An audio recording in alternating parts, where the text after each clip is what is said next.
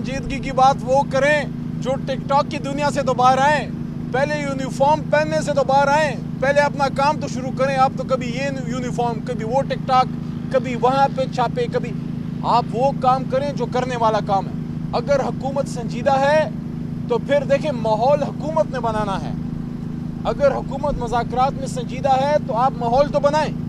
عمران خان صاحب کی رہائی کے لیے آپ پیش قدمی تو کریں۔